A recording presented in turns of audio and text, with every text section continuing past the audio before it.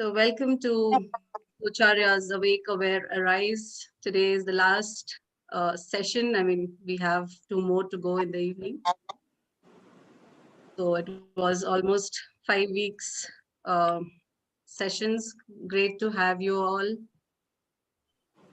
Okay, so the topic for today's discussion is aligning individual corporate leaders with organizational meta goals. With me today is Jean Fernandes. She's joining from Singapore, and Pradeep Mukherjee from India. Jean Fernandes, she's a seasoned and commercially astute CFO with extensive leadership experience in Asia and internationally with Standard Chartered Bank. Currently, she is the regional CFO. Jean, are you able to hear me well? Yes, I am, Smita. Okay, sure. I am getting some sound. I don't know if it's from my end. Apologies for that. So Jean is passionate, and she focuses. Curiosity and impatience are characteristics that have helped Jean succeed. She's a lifelong learner in workplace diversity, unconscious bias, inclusive leadership and culture, and is committed to embedding practical, effective diversity and inclusion initiatives. Jean is committed to championing and inspiring career advancement in women to plug leaks in the talent funnel to C-suite. Her attitude of staying strong is the most difficult situations come from the life-changing experiences, like being trapped in the neck-deep water, not knowing how to swim, or falling off a running train. Jean has a solid educational grounding, being a rank holder chartered accountant and chartered financial analyst. When she isn't working, you'll find Jean reading on the beach, traveling to a new place, or pushing her own boundaries. Her personal mantra is never leave anything to chance. Welcome, Jean.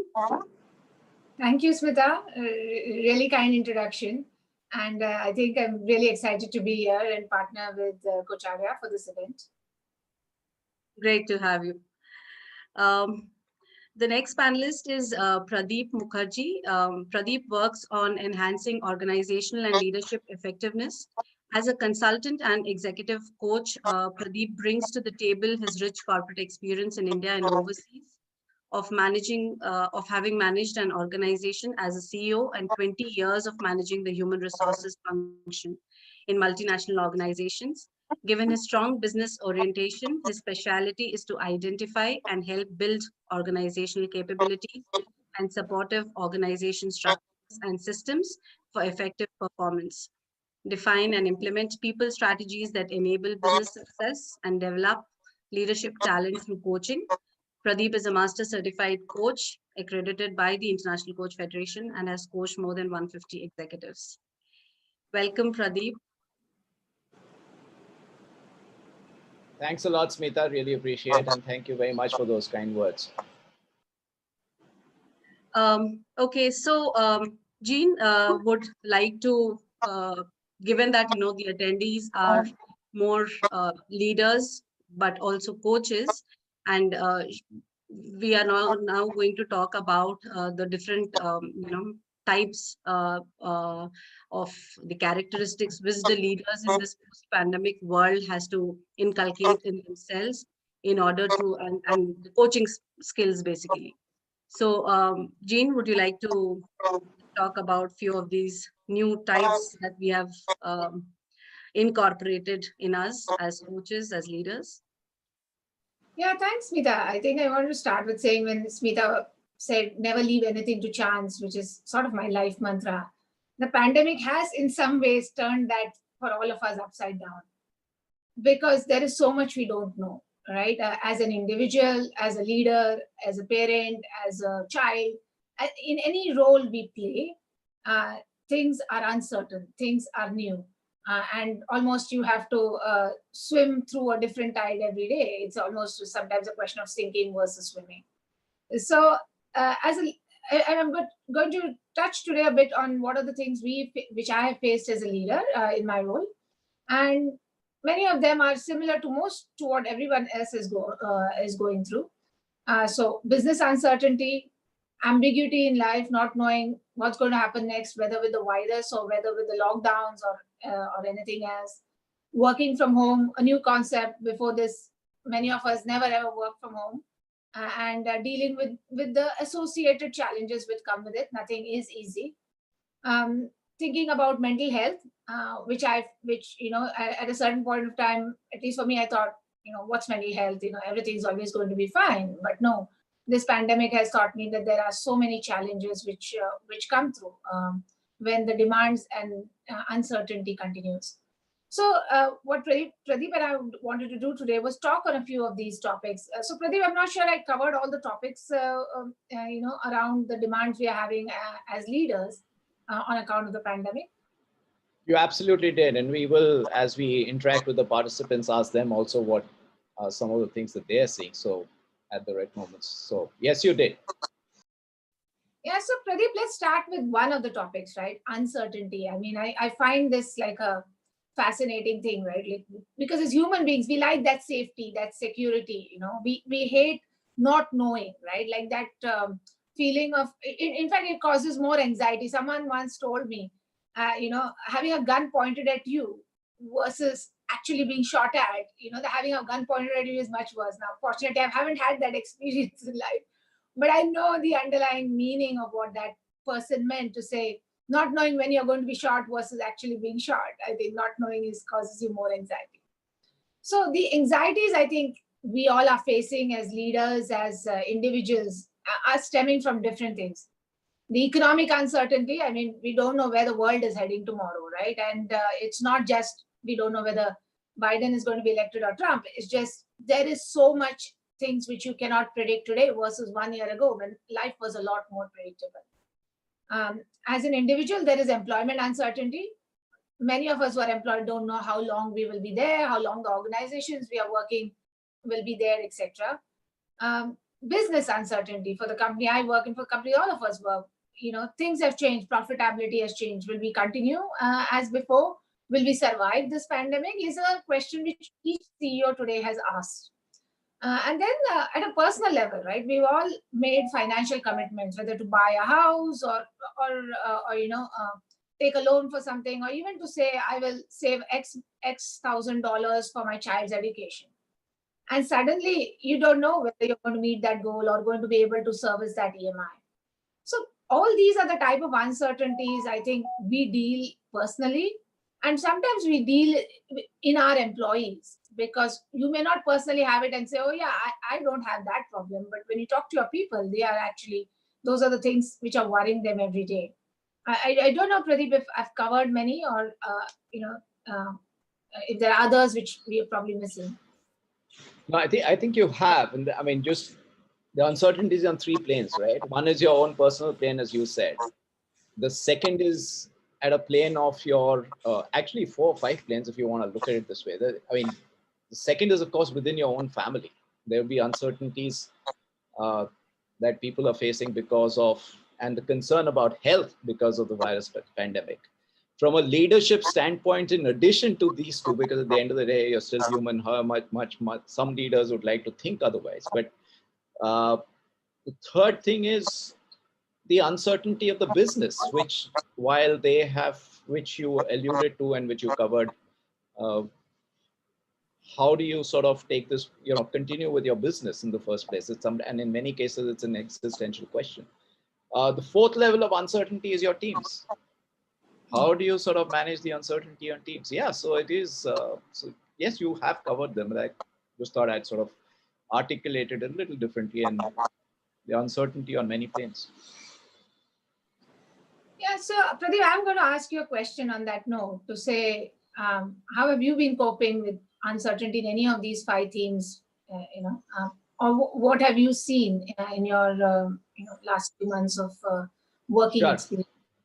Sure. So personally, obviously, again, there is an uncertainty like it is for many people. I've been on my own. So the good part is that apart from myself and the family, in that sense, I really don't have the uncertainty of the community to take care of, but I do have the uncertainty of the business to even think about. Fortunately for me, I guess just being alone has helped in terms of, so So the other things that have come with this pandemic, one has been able to sort of take in one's stride. I mean, work from home, for example, has been something that one has been doing earlier. So it's not affected me as much, but I do see, as I coach people, as I coach some of the leaders, as I am on the board of a particular of a listed company, the kind of forces that leaders are facing and the kind of challenges that they're facing. I think, we've all talked about the VUCA world. Yeah. But I think this is like VUCA compressed in a few months, right? VUCA years compressed in a few months. And I really appreciate all the leaders and all the people actually who are dealing with this, whichever way they're dealing with it. So to answer your question, fortunately, I've been very fortunate, I think, in that sense. Not that many changes for me, but I can well imagine, and I can see, and I interact with people whom I'm coaching, with my friends, etc., who are still in the corporate world, as to what are the kind of challenges that everyone is facing out there. And of course, you also see the challenges in society, which are very apparent in some cases. Yeah. So yeah, those are the challenges. Cool. Pradeep, so one of the things you touched on was individuals, right? As leaders, what are the things we are doing? So early on, when the pandemic started, and we all were forced to work from home, I started with just sort of texting people and say, how are you doing, and the response would be fine. And you thought, yeah, that's you're communicating, right? And in today's world, like WhatsApp is the best few words texting. And very quickly, as the pandemic progressed, you realize that fine did not really mean fine. And I think every leader has gone into realizing that there is nothing called over communication, right? And there is nothing called, talking more or spending time talking. So few things which I have been spending time on with people who work with me, people who work for me, was first to sort of actually get with them on networking calls or non-work calls, as we say. And the one thing we did was not be very fixated on the platform we use. Because for work, we use a particular platform, right? And if I said, okay, on that same platform, let's now do coffee, it felt like, oh, it's going to be another work call. So, so we used to do mix and match. Sometimes we do Google Meet, sometimes we do Zoom, sometimes we do WhatsApp video. And, it kind of distinguished between doing a work call and a personal call. So that sort of got people to open up and to say what fine really meant. And some things were very small to say, I don't have a proper chair at home, I'm just so fed up of sitting on this dining table chair, so to speak. Others were really challenging to say, I have two young kids, and they're schooling from home, and how do I support? And I think as we broke the barriers of communication, we really realized what each one was going through. And actually, that helped us as leaders, as an organization, to put the right support framework in place. So we went on to sort of saying, what kind of do we need to give survival guides to young children, parents with young children, or do we need to kind of give some sort of a token amount to help people feel that they can compensate for buying like a good headset or a good chair or a good table, versus them feeling I have to pay from my pocket. Or even to say we should get some external coach to come and talk about mental wellness, physical wellness, and all of that. So the start of the leadership, it was just about, let me just check on my people, went on to say the conversations with my people are giving me ideas on what we could do differently, right? The other thing, again, when everything was locked down in March, when we used to ask our staff, do you want to take leave? They're like, what am I going to do taking leave and being at home? And it took all of us, including me, 3 to 6 months to realize that break was so useful, right? Even though you couldn't go out anywhere and do different things, just the fact that you're not staring at a screen, just the fact that you're not thinking about work. Those are we think leave was, going on a holiday, but leave was just that giving your mind a break. So that, again, first is your own realization, then is your coaching your people, etc. And then also giving some tips on what they could do. Almost everything is new, right? So when people say, okay, I'll go on leave, what did you do on your leave? You do have to be able to answer that question way which where people say, I can do that. So the leadership, what we did before, which was all about work-life balance, coping with stress, travel-related stress, etc., was completely replaced with a very different kind of stress, different kind of anxiety. And that's, I think, some of the areas we focused on, just to support our teams. Pradeep, Yeah. any other ideas or anything you'd like to add? No ideas, Gene, but I'd love to I think I'm sure our panelists would benefit from a lot from understanding from you, given your position and given the kind of realm you have, with the kind of things that you just now stated. As a leader, as you went through these changes, not only taking care of yourself, your family, and your team, do you, and you may have benefited from it, you may have spoken to someone, how do you think a coach would have been able to help, or have you seen coaches being helpful to leaders in such situations? I think a coach would have been super helpful. I think initially we didn't realize, or I didn't personally understand how to use a coach, right? So few things, right? I think when you are in the situation, there are two things, right? As a leader, you're trying to give hope, make people feel motivated, but at the same time, you are going through that same emotion of I'm stuck in a house, or something's not working for me, or my financial goals are. So it's very hard to put two different hats. And if you put your own hat on, it's very easy that your own negativity can permeate to the team. I think that's where a coach steps in, who can sort of help me as a leader to distinguish between personal emotions versus what is needed for the organization in this situation, right? To my team, it is to say to be another voice, reinforcing some of the things I'm saying. Sometimes, very often, when we as leaders say a few things, we may not. There is a lot of expectation that we should walk the talk, which is absolutely the right thing to do, but it's not always possible in such an ambiguous or such a fast-paced environment. And therefore, an external person saying, I want to help you as a leader, and I want to help your team to help walk the talk, I think would be very useful. So obviously, at the start of the pandemic, most people didn't understand how to use, they didn't know what question to ask and what question to ask the coaches, and therefore where to seek support. But as time has gone by, I've sought coaching, which is personalized and for more advisory to various things, to say how do you keep your mental health in check, to how to keep yourself motivated despite being locked down, to how to keep yourself distracted or learn something new, or motivate yourself to upskill yourself, etc. So several areas where coaches can play a role. Thank you for that. Yeah, one of the things that one has also experienced is that at this point in time, people, like I said, just want to talk. They want to talk to someone, right? And it's amazing how much of a need that has there, not just with leaders, it's also with everyone. In fact, I'd just like to take a minute to share with you an amazing initiative, in my view, that a friend of mine and who's Viji, she started this. And it's a set of volunteers who have just come together, who don't know each other, to provide a platform called Coaches for You, in general to the public, doing pro bono coaching. And you won't believe it, over a period of time, there are 300 coaches who have come onto this platform. She, of course, has done a stellar job of promoting this.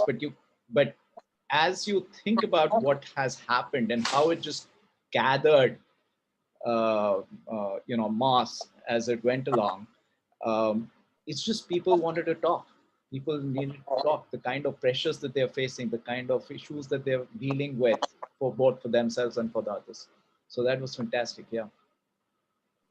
Yeah, I think, Pradeep, you make a very interesting point, right? Change in the business you do. And I don't mean to say, if you are into banking, you suddenly get into manufacturing or something like that, right? I think the example you make is coaching was done in a certain way for a certain purpose, but the pandemic has taught us that it can be done in a different way and can serve a different purpose, right? I know of many examples of people who, so I had this friend who was taking a career break, banking career all her life, and was like, I'm taking 6 months off and going to go back into banking. And when the pandemic started and she realized that there was so much adoption of the virtual world, she decided to start her own business, which was all about, coaching young women on career development. Right? I know, never had a career, never had a business plan before, but was very passionate about the topic.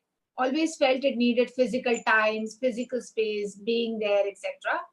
And suddenly, when she saw that the whole world has moved to digital, her business plan got live in like 5 minutes. So for every business which has gone through this whole, I can't do this anymore, I can't do that anymore, there are so many business men and women who found opportunity, through creativity, through a different thinking, or found purpose. Sometimes it's not just about a business opportunity, it's just about finding a purpose and being able to do what you always wanted to do, because now you can do it virtually. Yeah. And that's a very important space where coaches can help. Should we, Jean, ask the participants whether they have questions at this point in time, do you think? Yeah, that would be good. So Smita, is it possible for you to just check with the participants, or attendees? I'll just put it on the chat box. Please feel free uh, to ask any questions. All of you who are listening to us, are there any questions you have of us? Because both Jean and I would like to make this really relevant for you. So just wanted to check. Is there anything you wish to know?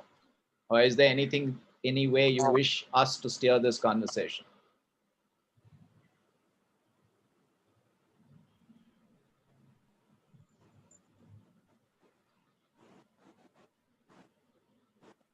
I'll keep an eye on the chat box, Pradeep. If at all any, I'll point it out. Sure. Pradeep, while we're waiting, while we've talked about the positive side of, a business person can develop new purpose or an alternate business model. There's of course there's the negative side of that, to say you're running an established business, things were going well, and suddenly the pandemic has put your entire profitability at a toss, and you actually don't know till when the uncertainty will continue. So that's another challenge which people have had to live with. And I don't know whether you've had experiences or you've had examples of how people have coped with that. Oh, yes. And I think this is what you're talking really about is existential challenge, survival challenge. Will my business survive? Will my job survive? Yes. Right. And I think I've had those kind of conversations with a few people. And I think the thing that I found in my experience most valuable to them is, one is for a lot, just to have a listener to listen to some of their issues, because some of these are so sensitive. They couldn't even talk about it in one or two cases to their spouses, right? Because they didn't want to sort of create a panic. And I think just being there, just listening as a coach, just being there for them, I think made a tremendous amount of difference in the experiences that I've had. The second thing, which is what you alluded to earlier in terms of, for every downside, there is a plus, right? Yes. And I just helping them reframe their situation was something that I felt, and not just I felt, they said to me that they really benefited from. Just reframing the situation. Okay, so what is it that you'd like to see at the end of the tunnel, and how do we work towards that? Right? Is something that people felt was very supportive at that point in time. So yeah, those were the kind of experiences I've had. And to be honest with you, it's all about your resolve, and it's all about how much you resolve to be resilient to come back and weather the storm. No, absolutely. I think you've said it rightly, right? acknowledging that a loss of job or loss of business is not a personal failure, I think is the first step towards, supporting you to do something different, because there can always be negative thoughts, right? I'm not good enough. I did something wrong. If only I had done A, B, C.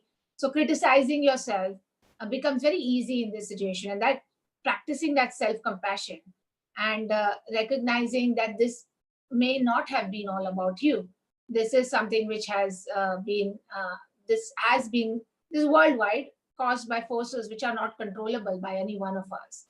I think is key. There are a few other things which we've tried to share with our clients, share with our colleagues, share with our communities. I think is to be clear on what you know and what you don't know. I think at the start of the pandemic, a lot of us were into what if this happens, what if that happens, and the what ifs can never end. But being very clear on what facts do I know? Do I have money to pay salaries for the next 3 months?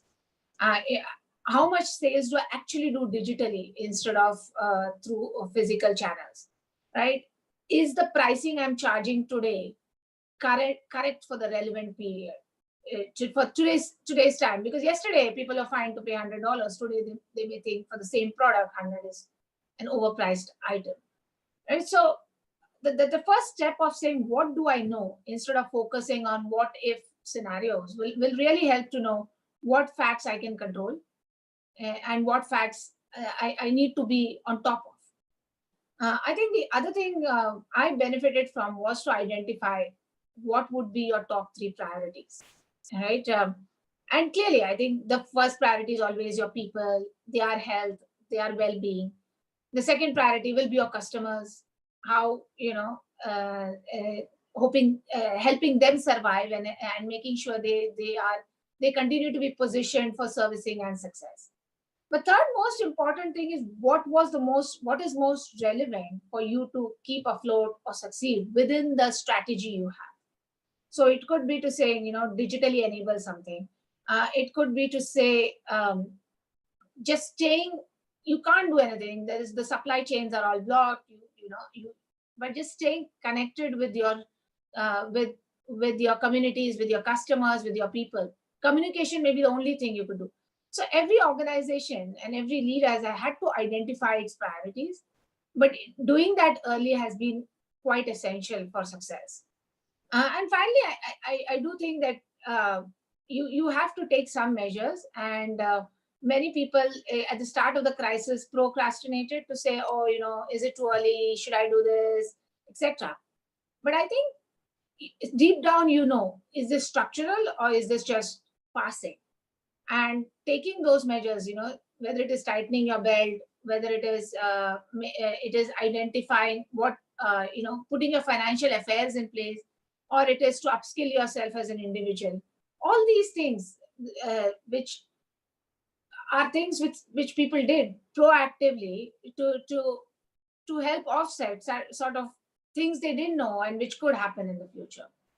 So those were the few things I can think of how we've all coped with that uncertainty, that ambiguity.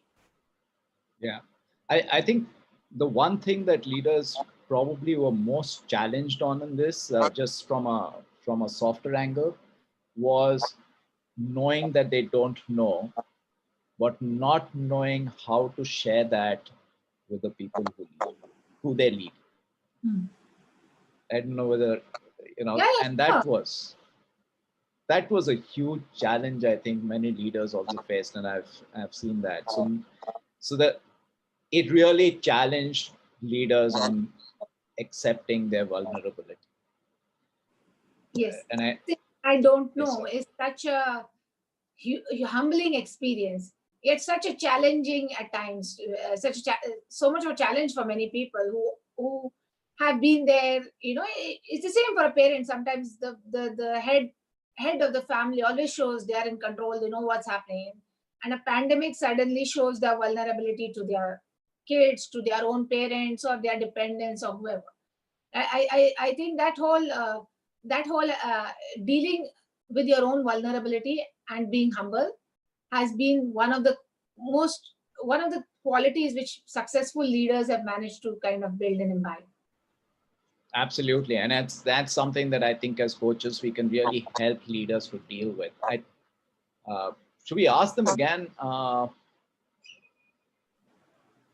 think I'm just seeing the chat bot. Smita, are you seeing the chat? Are there any questions that we can ask, or they can ask us? Yeah, go ahead. I am just promoting Cindy. She has a question for Jean. So she says it's a long question. I would just ask. So I'm just promoting her so that she can just join in. And hi, Cindy. Hey, Cindy, how are you? Hi there. Hi, Jean. Hi, Pradeep. Hi, Cindy. So, Jean, earlier on you were talking about some of the what you had noticed about your team and how they were managing being in a lockdown space and working from home, and how you provided support for them. The question I have for you is, what did you notice about the team's energy as time went on in aligning to the company's vision or the organization's vision? What did you notice about that? Yeah, I think we all went into at the start of the pandemic with excitement in a way, because or excitement for a new experience, whether it was working from home or whether it was just dealing with a financial crisis for the economy, which was different, right? There were different data points coming out which we may not have seen in our business life, right? So as a financial person, as a CFO, I may not have seen certain economies perform as badly as they could, or I didn't see airlines not going to perform. So a lot of us as professionals got excited with a new experience, right? And but I think as a few days went by, we all realized that that experience is not outside of me. This experience is impacting me as well. So in a daily pre-crisis, pre the pandemic, right? You would hear, oh, one company has gone bad, or is facing liquidity problems or structural problems, and you'd like to say, okay, how are they dealing with it? So it was just like, here's an example which is outside of me, and for me, it's a case study. I think it took us a while to realize we have become the case, and we have to study ourselves as much as we are studying the industry or the clients or the communities, etc. And I think that changed the way we thought. I do think that once that realization came in, that whole self-preservation or that oh my God, what is going to happen, also did come in for all of us to say, how long would this last? Do I have the money? What will the organization do, not do? What will governments do, etc. I think that it almost, you can mimic it to the 7 stages of grief, right? From denial to anger. And then I think a month or 2 months later, we all came to acceptance. And I think at that point of time, the ideas we had of how to be successful as a team, how to make our people successful, how to ensure productivity remains, were at a super high. Because everybody then was, I am now in control. I know what ideas to give. I know how to motivate my people. Everybody was playing their part. And I think we all, it was almost, the example I'd give is a first-time parent, right? They always say the first child is always like an experiment. You don't know in the middle of the night when the kid's crying, what do you do? But you learn, right? Of course, many of us have family support, etc. But genuinely, for a couple who has had no support and had a kid for the first time, they would describe that experience so differently. So I think we all went through that, and we all learned and coached each other. So there was no manager or subordinate. So many of my team members came and told me, this is what we could do differently. This is what would work for the team. This is what would not work. Whereas my mindset would have been different, because everybody's experience is different, and therefore what advice or what ideas they come up was different. So that collaboration and diversity of thoughts helped us to, cope up better than what we would do if we had individually tried to solve something.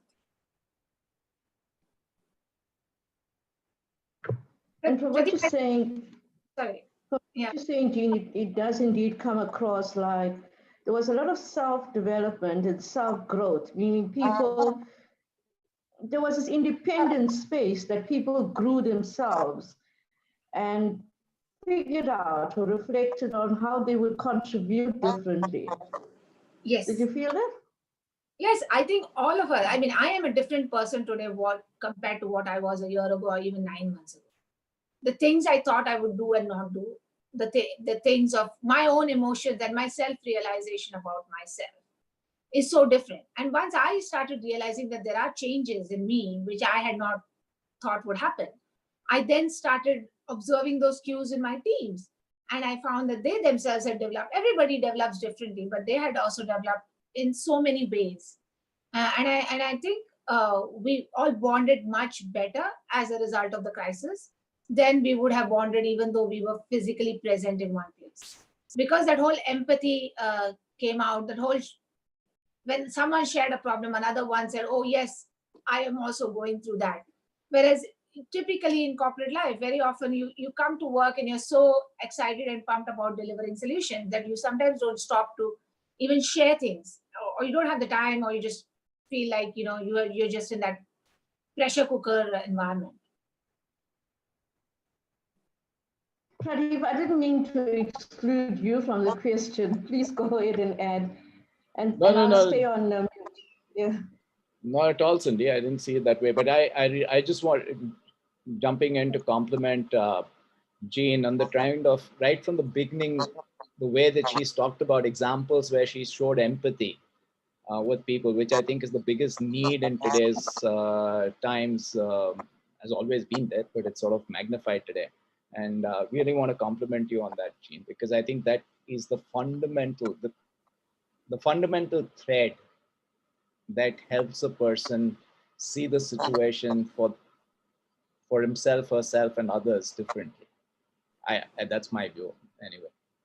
No, thank you, Pradeep. I think it's absolutely well said. This crisis is all about people and emotions and feelings. You can argue it's about managing profitability and making your business resilient. But at the fundamental is, if your people aren't geared for that, or if you as an individual aren't geared for that, ain't happening. Right. Then I think they should sorry. recognize it. Sorry. No, sorry. And I think if this kind of a change lasts in societies and communities and in organizations, I think this pandemic would have played a tremendous role in shifting society, despite all the other challenges that it has posed for mankind. But I think if it leaves behind this kind of more empathetic society, I think the world would be a far better place to be in going forward.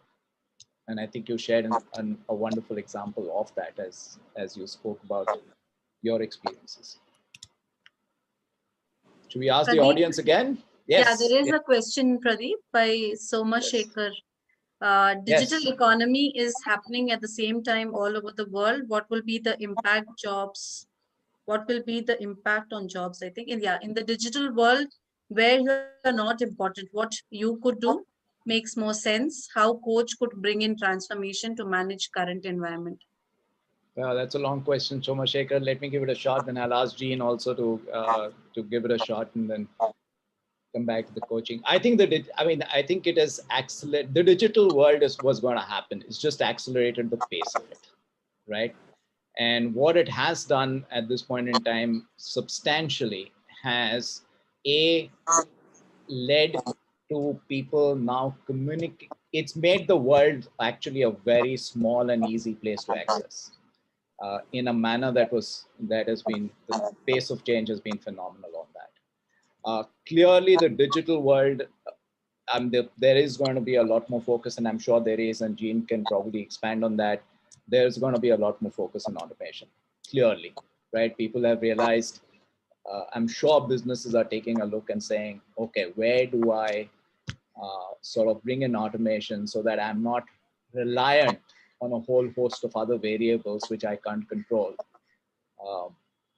to manage my business or to do my work or whatever it is. So I think we are going to see a tremendous amount of automation, and there's been enough written about how automation is going to take away jobs, but there's also been enough written about how automation is going to bring in uh, different kinds of jobs. If you actually look at what's happened in our own cities, right?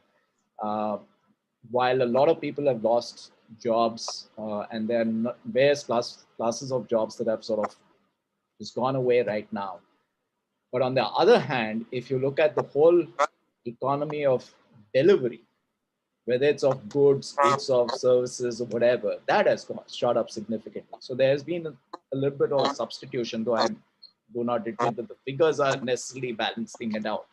So there will be these changes. It will come very fast. And I think the issue of it is, to me, for coaches, is the same thing. Our clients are going to be dealing with the following. They are going to be dealing with, which they have dealt with in the last 6 months, significant change, black swan events which impact a lot of people around the world. In this particular case, it impacted everyone around the world, but therefore the uncertainty, therefore also the acceptance of vulnerability, not knowing the answers to these, because it's, the world has got complex enough for anyone to claim that they have answers to these things at any level, right? Whether it's within organizations, it's in society, it's in communities, it's in government. So I think the kind of things that we talked about already, I think they are just going to be their life for coaches. How do you help people manage significant change and black swan events, which actually impact them a lot more than they probably have experienced in their lifetime? I'm going to stop and ask Jean whether she would like to add things. No, I think Pradeep, you've covered quite a lot of ground. I think the one thing from my personal my life experience, I mean, I describe myself as a lifelong learner, and I say that with all humility, because at one side I can say I'm a chartered accountant, I've got this great degree, but if accounting as a manual profession may not exist in 5 years or 10 years or 20, I don't know, right? So I think each of us, it doesn't matter whether we are MBA grads or economics grads or a doctor or an engineer or anything, our jobs could get replaced anytime. And it's just not digital, as in, I think digital is it's just sort of reducing it to, it's sort of making it seem very simple to say automation, and then you look at it and say, oh, but how will you automate X, right? But I think what we are seeing today is a different way of providing client experience versus what was before. So if you go back to industrial revolution versus the agricultural revolution, I think during the industrial revolution, for the first time, people realized that there was value for time. Earlier, it was just value for goods, but once people started working in industries, that was when they realized they were paid for 1 hour of their work or 2 hours of their work, etc. So it changed from being paid for growing crops to being paid for an hour of their work. And going forward, what you will find is that people are paying for an experience or for a convenience, etc. And you may not know how to first provide that convenience, but you also don't know how to price that convenience. And there may be a competitor out there who may just think that this is a service and should be given free. So there are a lot of aspects about how business will be conducted in the future, which were already changing with the fintech revolution coming in, which now has been sort of accelerated with this pandemic. I would personally, and the other challenge I find is that our education system hasn't caught up with it, right? Our education system is very good, but it is not teaching us with skills which are needed to qualify for jobs in this future world. So definitely, as at whatever stage of life, whether you are a student or whether you are already in your working, or whether you advanced stage of your career, but still have some time to go, I think for me, upskilling is such an important aspect. And one of the things I have done personally, and I've encouraged my team to do, is to identify what are those skill sets which are needed in the future. You don't have to put it to say it is needed for my current job, because your current job may not exist.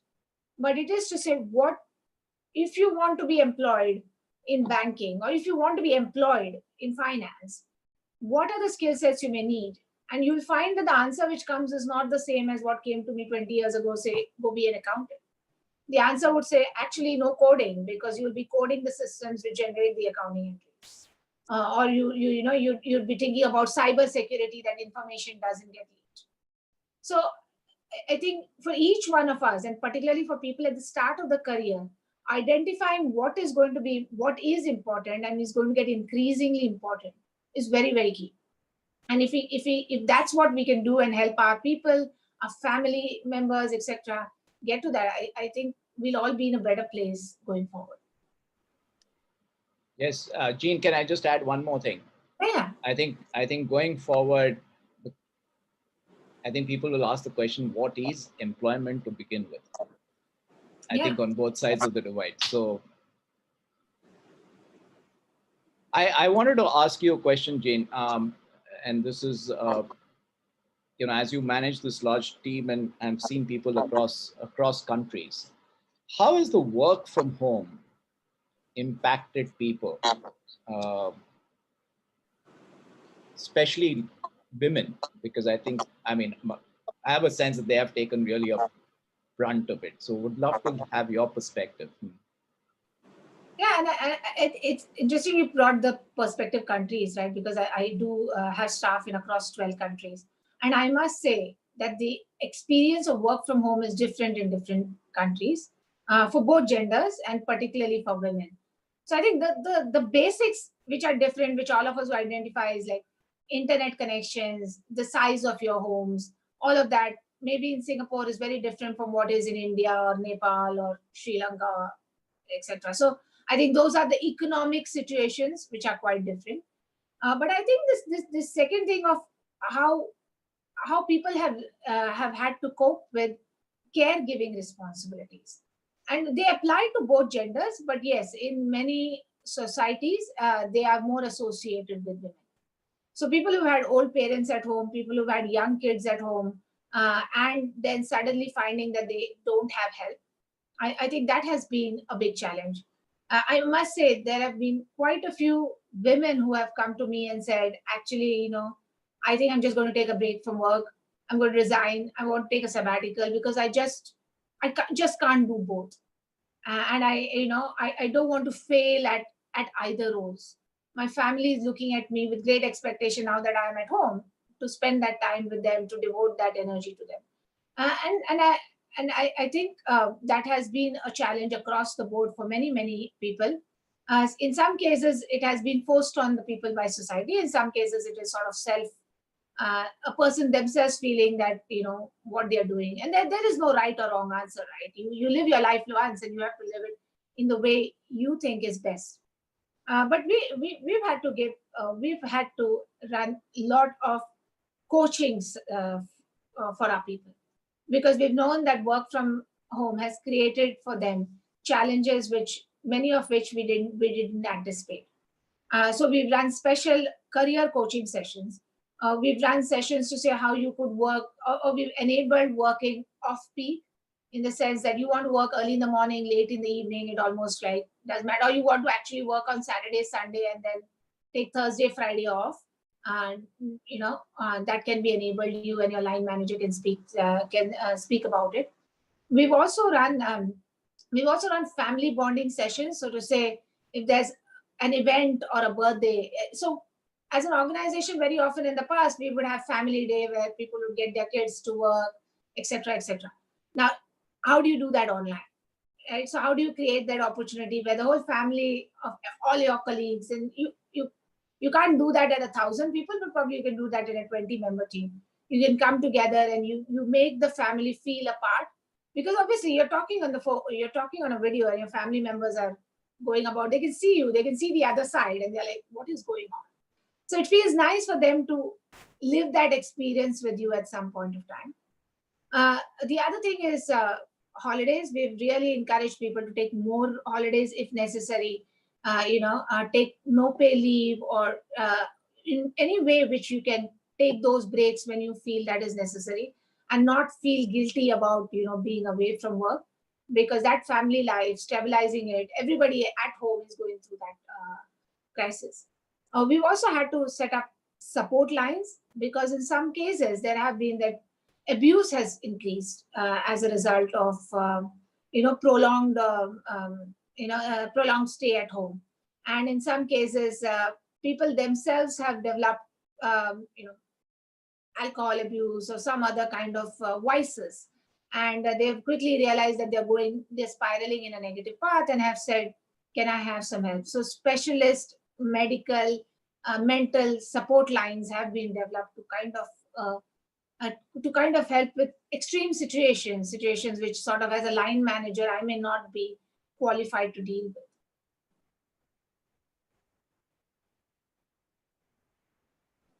Well, thanks a lot. Should we open it again for questions and answers, Smita, to ask if there are any questions? Yeah, there is already one, Pradeep. That is from Vinita. She's asking, how has job security feeling impacted as the work from home have taken off? Won't employees feel more pressure and work overtime to ensure their output is noticed to ensure job security? Jean, Yeah. all yours. Yeah, absolutely. I think every employee has at some point of time wondered to say, does my boss know what I'm doing? Does my boss think I'm watching Netflix all the time? And all of those questions which come, are my colleagues doing better? Because when you're at work, you kind of get that sense of how others are doing. Right now, you're like, I only know my performance. I don't know what my boss thinks of me. I don't know if my colleagues are rushing ahead and I'm being left behind. So all of that insecurity has been there across the board.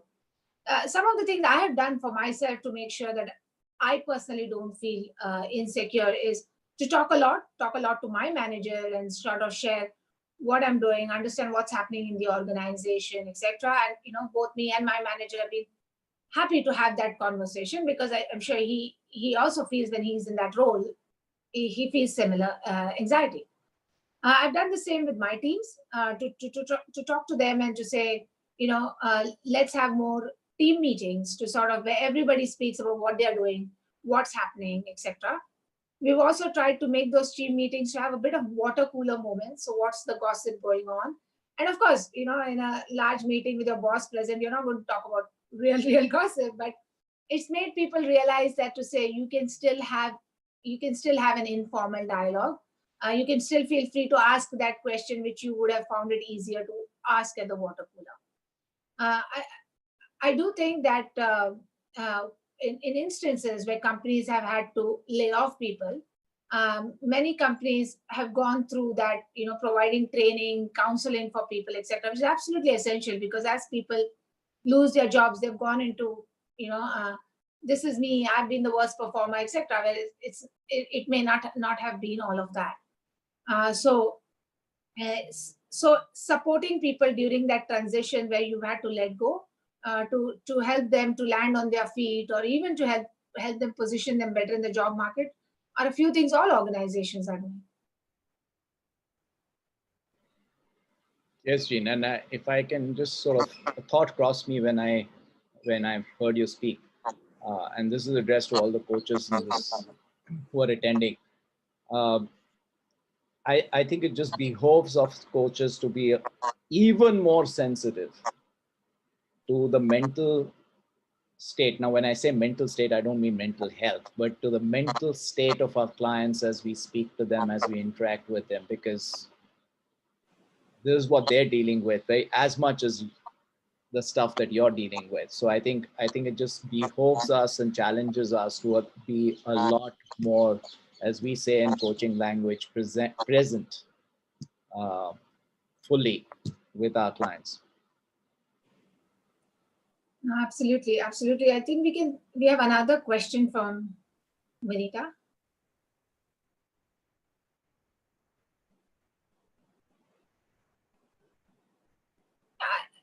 Look, Vinita, I don't think it's just banking. In every industry, there is a long-term impact, right? As people have coped up with a very stressful work environment, it has also made them recognize their own priorities in life.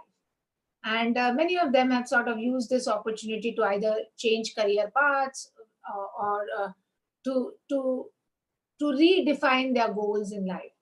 So we've also lost good people. And when you told them, why are you giving up your job? You know, you won't find a job. The market is quite tough.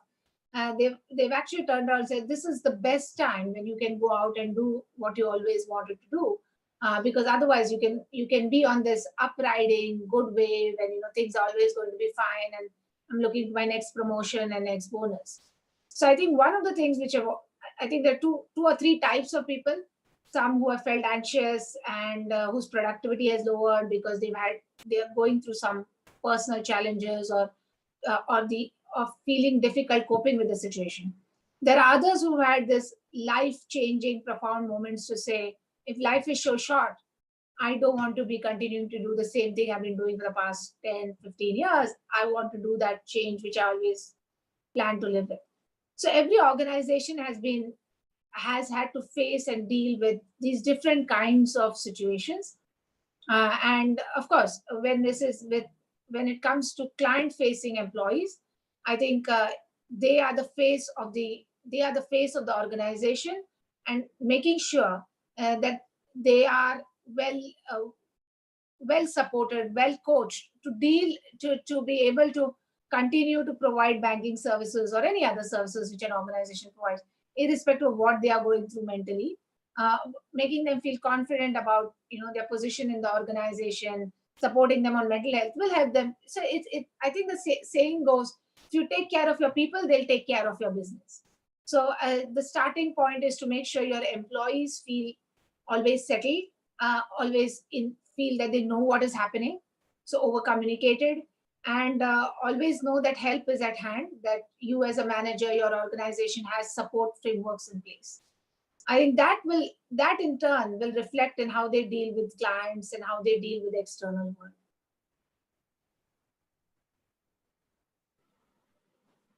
I think Vinita has come up with another question. My question more would be in terms of what leadership skills needed to adapt to this time.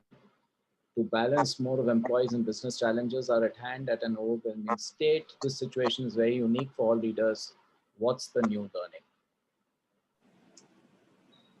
Yeah. You want to take that? I'll take it later. And now, Pradeep, you go first, and then since I've spoken for a bit. Okay.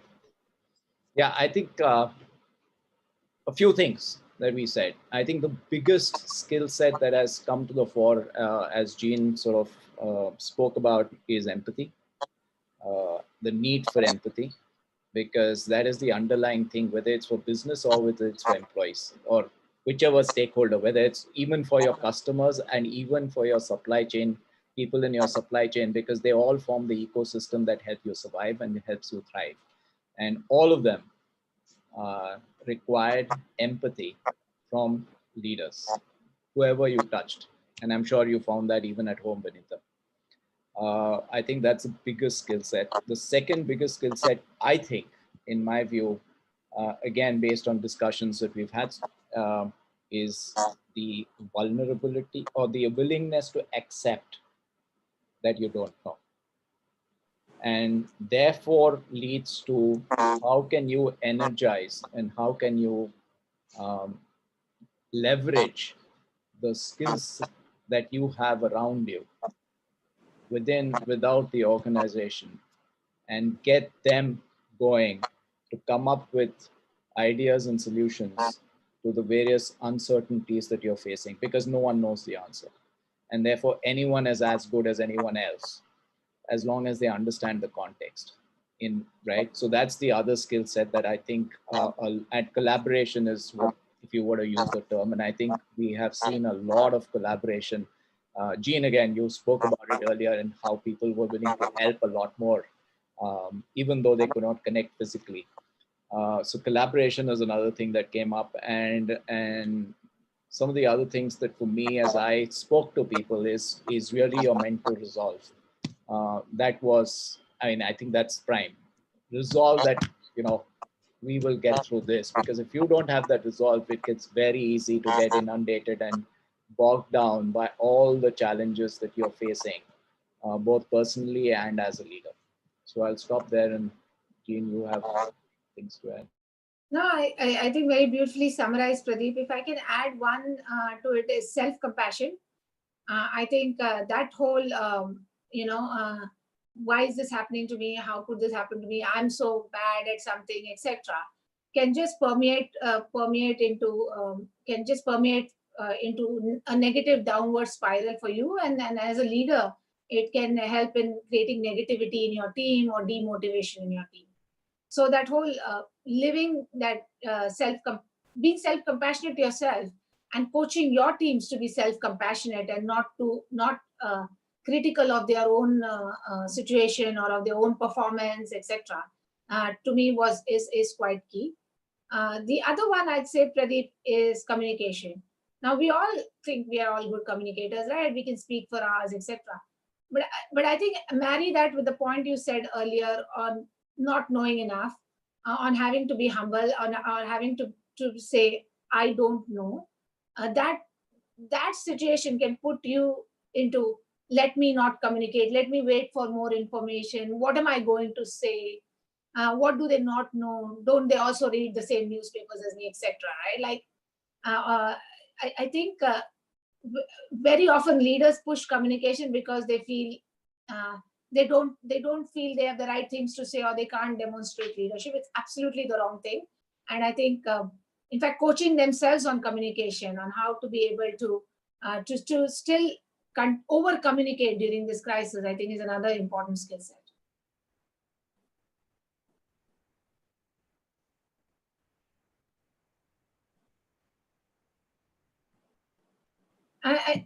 I don't know if you have more questions or topics, Pradeep. I can't see Smita. I'm here. Yeah, I can't see any more questions. So, Jean, thank you. It was wonderful interacting with you on this platform. Smita, thank you very much. And thanks to Coacharya for giving us this opportunity, or giving me this opportunity. Thank you, Pradeep and Jean. Cindy, you want to say something? It was lovely listening to a very real approach, with real examples. And I know Pradeep a lot, so if I'm excluding him, it's because I know him and I know how present he is and connected, so I know his skill set. But listening to you talk about it in a very real way and in a very simple language, I could imagine you could use a whole lot of leadership language. But talking about it in such a simple way that made it not just about leaders, but because you're working now in an home situation, I love your simplicity around it. So I want to thank you for that. Thank you, Cindy. I think those are very kind words. I really enjoyed doing the session, and I am really grateful to Coacharya for giving me that opportunity. I think, as I said in the start, never leave anything to chance. But this pandemic has taught you don't know what you don't know. So I would just, in closing, say recognize what you know, and hope for the best. Yeah, and thank you to the attendees, and wish you all the very best. Thank you, Pradeep. Thank you, Jean. Thank you, Cindy. Thank you. Yeah. Thank you, Smita. See you all. Bye. See you. Bye.